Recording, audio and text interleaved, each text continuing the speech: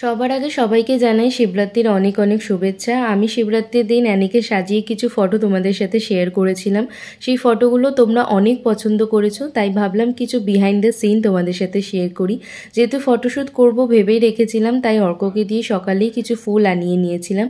আর বোনের ডিপার্টমেন্টে ছিল অ্যানিকে সাজানো, ও খুব সুন্দর করে অ্যানিকে আলতা পরানোর চেষ্টা করছিল। বাট বাচ্চা মানুষ, সে কি আর শান্তভাবে থাকে?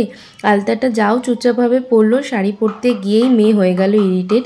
কিছুতেই আর সে শাড়ি পরবে না, অনেক কষ্টে ভুলিয়ে আবার তাকে সাজাতে বসানো হলো।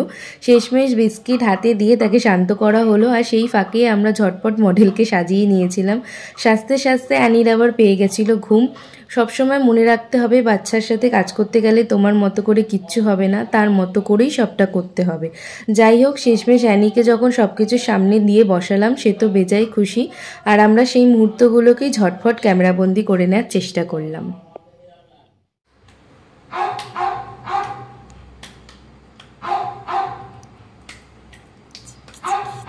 মাম্মা